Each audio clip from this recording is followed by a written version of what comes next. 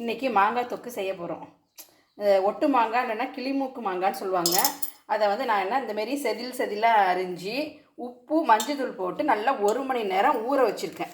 இதை மாதிரி ஊற வச்சுடுங்க. அப்போ தான் அதில் தண்ணிலாம் விடும். அந்த தண்ணியெலாம் ஊற்றக்கூடாது. அந்த தண்ணியை அதில் உள்ள தண்ணியே போதும், அதிலேயே வந்துடும் அது மாங்காய்.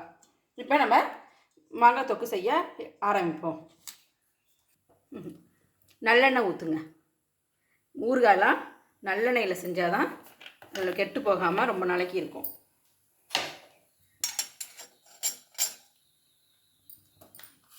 எண்ணெய் நல்லா காயட்டும்.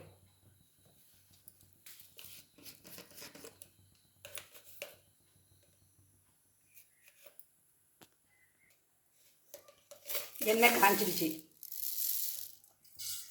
கடுகு போடணும். மாங்காய் தொக்குக்கெல்லாம் நிறைய நல்லெண்ணெய் ஊற்றணும். அப்போ தான் கெட்டு போகாமல் இருக்கும். கடுகு வெடிக்கட்டும்.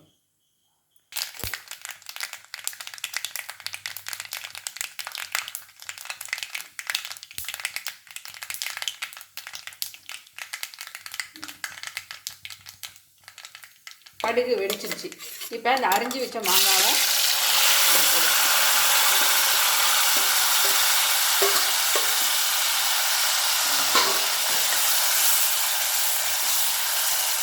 இதுலேயே மிதமான தீயில வச்சு வேக வைப்பேன்.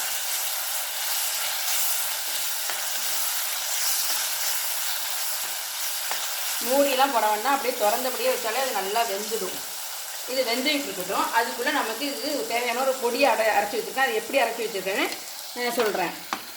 வெறும் சட்டியில் வெந்தயம், அதை நல்லா ஒரு 1/2 டீஸ்பூன் வெந்தயம் போட்டு வறுத்து வச்சுட்டு, அதோட பட்டை மிளகா, கொஞ்சோண்டு பெருங்காயம், அதையும் அதை எண்ணெய் ஊற்றி வறுத்து நல்லா பொடி பண்ணி வச்சுக்கணும். இன்னொரு தடவை சொல்கிறேன். வெறும் சட்டியில் வெந்தயத்தை வறுத்துட்டு கொஞ்சம் எண்ணெய் ஊற்றி காஞ்ச மிளகாயும் பெருங்காயத்தையும் வறுத்து 3ஐயும் உப்பு வச்சு 4ஐயும் வச்சு பொடிஞ்சு வச்சுக்கணும். மாங்காய் நல்லா வெந்துருச்சு. இப்போ நான் மீடியம் சைஸ் ஒட்டு மாங்காய் போட்டுருக்கேன். அதுக்கு ஒரு 11 மிளகா வறுத்து பொடி பண்ணி வச்சுருக்கேன். உங்களுக்கு காரத்துக்கு தகுந்த மாதிரி நீங்கள் போட்டுக்கணும். உங்கள் மாங்காய் எந்த சைஸ் இருக்கோ அதுக்கு தகுந்த மாதிரி மிளகா, உப்பு, பெருங்காயம், வெந்தயம்லாம் போட்டுங்க. நான் இதுக்கு தகுந்ததை நான் போட்டிருக்கேன்.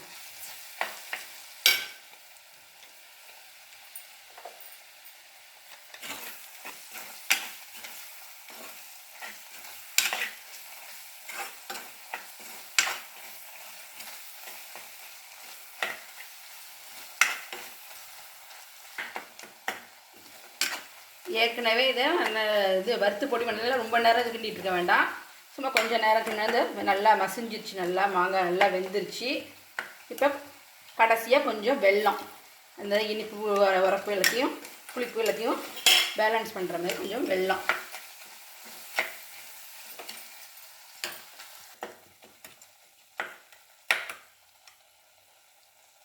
இந்த எண்ணெய் பிரிஞ்சு வந்துருச்சு பார்த்தீங்களா? மாங்காய் தொக்கு ரெடி. இது தயிர் சாதத்துக்கு இல்லை தொட்டு சாப்பிட்ற ரொம்ப அருமையாக இருக்கும். பழையதுக்கு கூழ் எல்லாத்துக்கும் தொட்டு சாப்பிட்லாம் இந்த மாங்காய் தொக்கு.